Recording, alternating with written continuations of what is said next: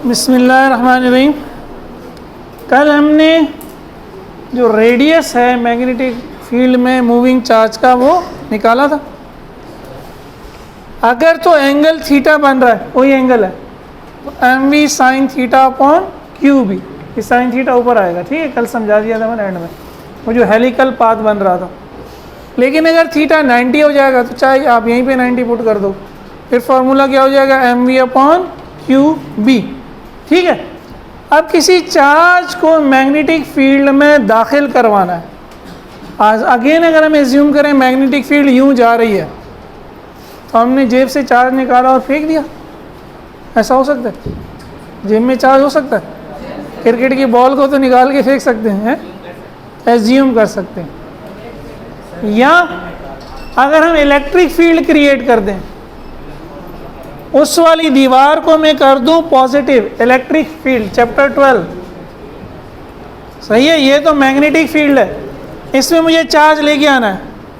अगर वो दीवार पॉजिटिव है और एक पॉजिटिव चार्ज इधर है, तो वो पॉजिटिव इसको क्या करेगा, अट्रैक्ट करेगा और सो रिपेल करेगा। वो अगर नेगेटिव है, वो नेगेटिव है और ये पॉजिटिव है, तो नेगेटिव पॉजिटिव चार्ज को क्या करेगा। तो अगर आप एक इलेक्ट्रिक फील्ड भी क्रिएट कर दें यहाँ, यानी इस कमरे में वो दीवार नॉर्थ पोल है, ये दीवार साउथ पोल है, तो ये तो मैग्नेटिक फील्ड होगी। और ये पॉजिटिव साइड है बैटरी की और वो बैटरी की नेगेटिव साइड है, सही है, या ये पूरी पॉजिटिव दीवार है और ये पूरी। अब जब पॉजिटिव चार्ज होगा तो वो क्या करेगा, उसको पॉजिटिव उसको रिपेल करेगा, नेगेटिव उसको। तो ये इलेक्ट्रिक फील्ड जो पोटेंशियल डिफरेंस की वजह से आई है, ये अब चार्ज को क्या करेगी, फील्ड में आगे मूव कराएगी। आप तो फेंक नहीं सकते हैं, एज्यूम कर सकते हैं उन्होंने सही आंखें बंद करके चार्ज निकाला, फेंक दिया, ठीक है, सही है। तो इसलिए ये जो हम न्यूमेरिकल करेंगे उनमें हमें कहा गया होगा कि पोटेंशियल डिफरेंस दिया चार्ज को। अब वो चार्ज को जब पोटेंशियल डिफरेंस दिया तो फिर हम क्वेश्चन कैसे सॉल्व करेंगे। ठीक है, फॉर्मूला वही है हमारा, ये basic formula M V upon Q B. फर्ज करें ये मैंने बैटरी को जोड़ा है, ये बल्ब है, बल्ब में से करंट पास हो रहा है। करंट हमने पहले भी कहा था पॉजिटिव चार्ज की मोशन को शो करता है। करंट किसको शो करता है, पॉजिटिव चार्ज। तो पॉजिटिव चार्ज आए, बैटरी में से गुजरे, हाँ बल्ब में से गुजरे। बल्ब क्या था भाई, प्यासा था, उसको एनर्जी चाहिए थी, इन्होंने एनर्जी ली, बल्ब को एनर्जी दी। अब जब ये दोबारा बैटरी के पास आए तो इनकी एनर्जी क्या हो गई है, ख़त्म हो गई है। अब बैटरी इन पे काम करेगी, सही है, वो work done per unit charge, वो क्या है, पोटेंशियल।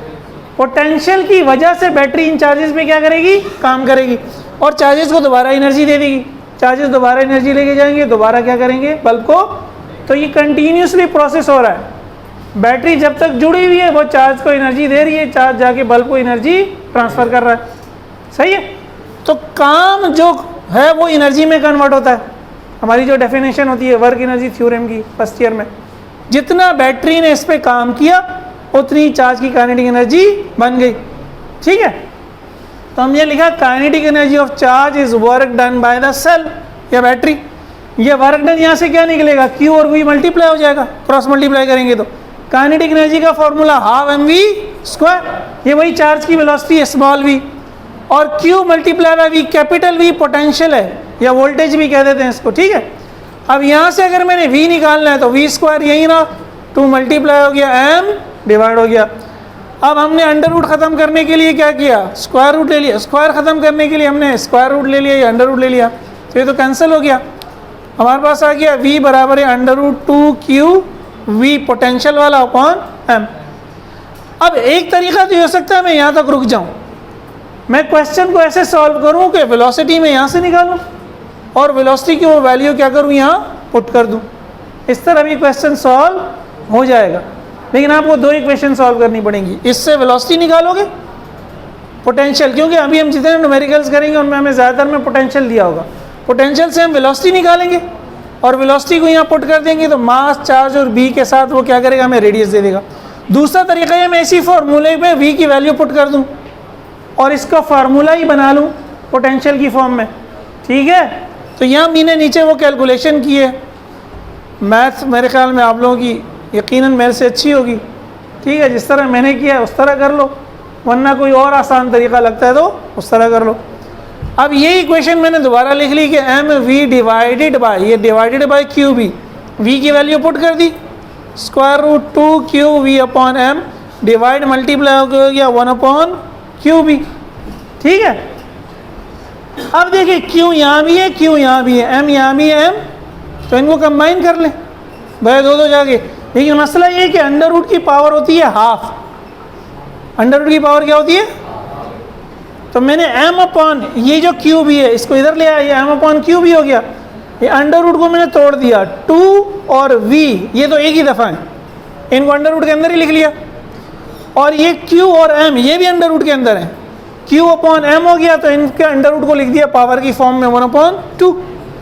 अब देखें ये एम ऊपर है, ये एम नीचे, इस पे पावर 1 है, इस पे पावर 1 अपॉन 2 है, ये ऊपर जाके क्या हो गई, माइनस हो गई। इस तरह ये क्यू नीचे है, ये क्यू ऊपर है, इस क्यू की पावर 1 और ये ऊपर वाला क्यू नीचे आके 1 माइनस हाफ हो गया। तो इन दोनों को जब सॉल्व करेंगे, ये एम पे पावर 1 में से आधा माइनस करोगे तो आधा बचेगा, यहाँ भी 1 में से हाफ माइनस किया, क्या बचा हाफ, बी अपनी जगह पे और ये चीज़ वैसे ही अपनी जगह पे। अब ये देखिए एम पे power half again under root हो गया, क्यू पे पावर हाफ ये भी अंडर रूट, अब बी को बजाय अलग लिखने के बी को भी अंडर रूट में ले जाता हूँ, तो बी को अंडर रूट में ले जाने के लिए मैंने क्या किया, बी का स्क्वायर लिया, ज़बरदस्ती अंदर ले गया ना, स्क्वायर से अंडर रूट कैंसिल होगा, तो बेसिकली ये बी है और ये अपनी जगह पे मौजूद है। तो फाइनल मेरा फार्मूला क्या बन गया, 2m v पोटेंशियल वाला अपॉन क्यू बी स्क्वायर। तो ये मेरी एक फाइनल इक्वेशन आ गई। अब मुझे इसी को सॉल्व करना है, इन दोनों को अलग अलग करने की ज़रूरत नहीं है। ठीक है, समझ में नहीं आया तो रट लो यार, ठीक है। वैसे मैथ वालों को तो ये मैथ आनी चाहिए, बायो वालों को नहीं आती तो ये फार्मूला रट लो कि ये भी एक क्या है, फार्मूला है। जब पोटेंशियल दिया होगा, जब वेलोसिटी दी होगी तो यही लगाओ, लेकिन जब पोटेंशियल दिया होगा और वेलोसिटी नहीं दी होगी तो फिर आप ये फार्मूला लगा दोगे। ठीक है,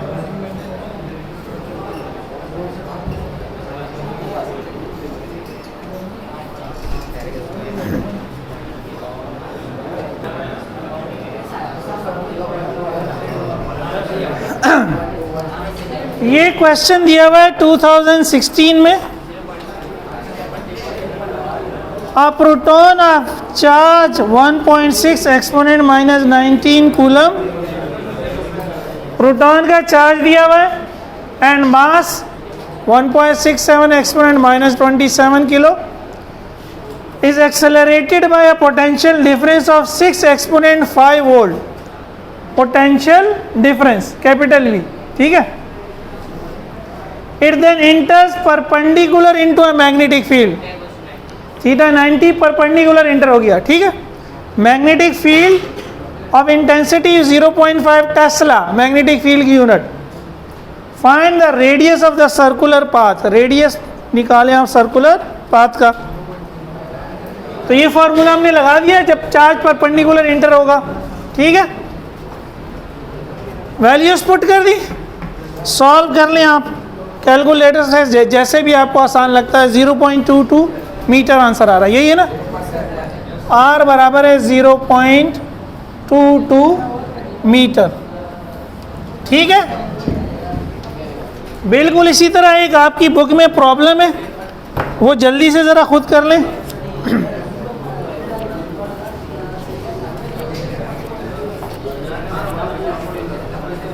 बस खुल जा। Problem number 6 page 151, problem 6 page number 151, इसी तरह का क्वेश्चन है।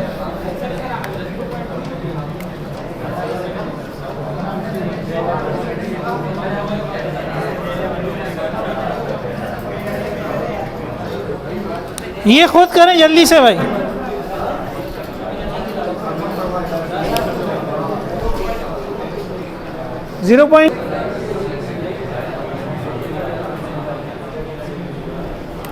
ये जो प्रॉब्लम नंबर 6 है, इसमें आपको एंगल 90 नहीं दिया, एंगल 45 दिया है।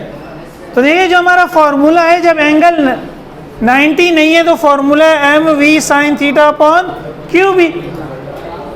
हमने साइन थीटा नहीं रखा था, इसको सॉल्व किया था M V upon Q B. M V upon Q B से ये आंसर आया था। तो समझिए साइन थीटा नहीं है, M V upon Q B की जगह ये लिख दिया, साइन थीटा इससे क्या हो गया, मल्टीप्लाई हो गया। सही है।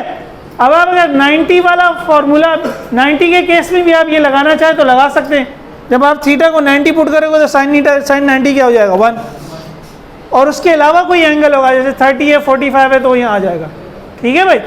तो इस फार्मूला वही है, सिर्फ मल्टीप्लाई किससे हो जाएगा, साइन थीटा से। करें जल्दी से ज़रा।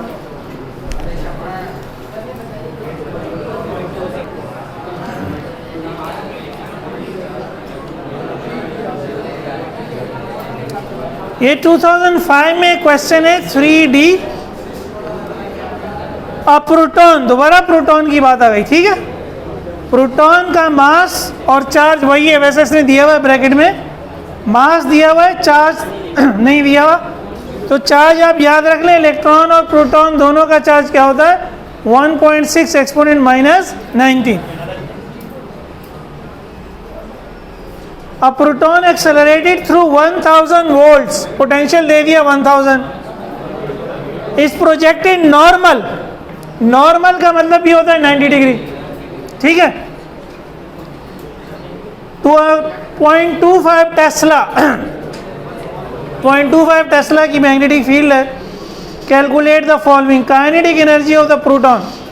नंबर 1 पे काइनेटिक एनर्जी, नंबर 2 पे रेडियस। अभी हमने फॉर्मूला निकाला था कि काइनेटिक एनर्जी बराबर था वर्क के।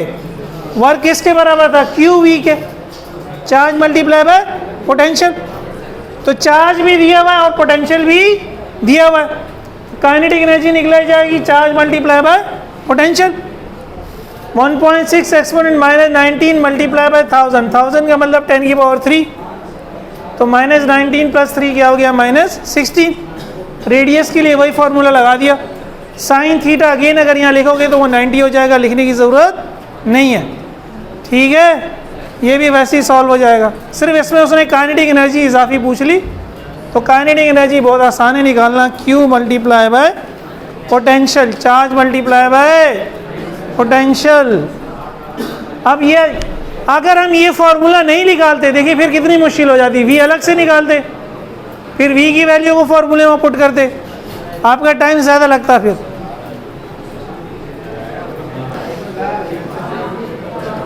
नेक्स्ट जो क्वेश्चन है 1999, पूरे 21-22 साल पहले, जब शायद आप में से कोई दुनिया में आया भी नहीं था या हो सकता आ गया हो। A 10 electron volt electron is moving. Electron volt किसकी यूनिट है, एनर्जी की, और वो कह रहे हैं मूविंग, तो काइनेटिक एनर्जी है। 10 electron volt electron is moving, तो ये इलेक्ट्रॉन की क्या हो गई, काइनेटिक। इलेक्ट्रॉन वोल्ट किसकी यूनिट है, एनर्जी की।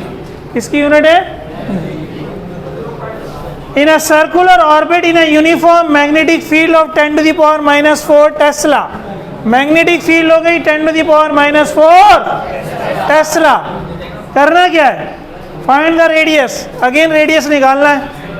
मास दिया हुआ इलेक्ट्रॉन का, चार्ज भी दिया हुआ है ब्रैकेट में। ठीक है। अब देखिए मसला वही है, ओ भाई सुन लो, मसला वही है, रेडियस निकालने के लिए वेलोसिटी चाहिए होती है। अभी हमने जितने न्यूमेरिकल किए उनमें हमें पोटेंशियल दिया होता था, इसमें पोटेंशियल भी गिवन नहीं है। तो फिर क्या करें, काइनेटिक एनर्जी गिवन है ना, काइनेटिक एनर्जी से वेलोसिटी निकल आएगी। तो हमने कहा काइनेटिक एनर्जी बराबर है 10 इलेक्ट्रॉन वोल्ट। काइनेटिक एनर्जी का मतलब हाफ mv²। इलेक्ट्रॉन वोल्ट होता है जो इलेक्ट्रॉन का चार्ज है ना, वही जूल में, 1.6 एक्सपोनेंट माइनस 19 जूल।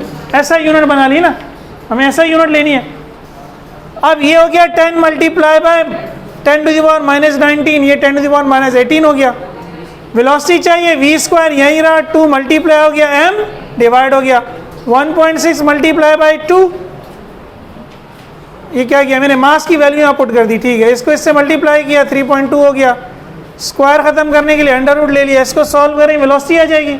ठीक है, और आप वही फॉर्मूला लिख दें वेलोसिटी की फॉर्म में, R = mv/qb। देखिए इस क्वेश्चन में उसने एंगल नहीं दिया हुआ। जब एंगल नहीं दिया हुआ तो हम एज्यूम करेंगे 90 डिग्री है, जब ही नहीं दिया हुआ उसने एंगल। ठीक है, तो mv/qb लगा दें, v यहाँ से, q, b और m की वैल्यू ये गिवन है। ठीक है, जल्दी से सॉल्व कर लें, आंसर असाइनमेंट में दिया हुआ है। एक लास्ट क्वेश्चन है, वो भी देख लेते हैं।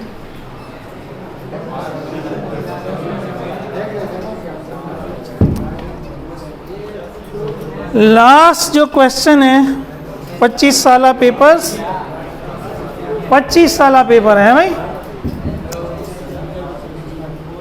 2004 4D, how fast must a proton of mass 1.67 exponent -27 kilogram, ये तो वही प्रोटॉन का मास है, बी मूविंग, ये कितना तेज घूमेगा, तो क्या निकालनी है, स्पीड निकालनी है, स्पीड निकालनी है। If it is to follow circular path of radius 2 centimetre, अच्छा ये 2 है, मैंने 0.2 ले लिया, रेडियस इसका 2 सेंटीमीटर है, रेडियस कितना है 2 सेंटीमीटर, तो 100 से डिवाइड करेंगे मीटर में कन्वर्ट करने के लिए, 2/100 क्या हो जाएगा, 2 एक्सपोनेंट -2, और मैग्नेटिक फील्ड है 0.7 टेस्ला, ठीक है। अब फॉर्मूला वही है, अगेन एंगल का जिक्र नहीं है, तो आप एंगल 90 डिग्री वाला एज्यूम कर लेंगे। R बराबर mv/q b, v निकालना है, q और b मल्टीप्लाई हो गया, m क्या हो गया, डिवाइड हो गया। तो ये तो बहुत ही आसान क्वेश्चन है, ठीक है। इंशाल्लाह नेक्स्ट वीक मिलेंगे, मज़ीद इस टॉपिक को आगे बढ़ाएंगे। सैटरडे को अब 3:30 ही होगी, जब जल्दी लेनी होगी मैं बता दिया करूँगा, ठीक है।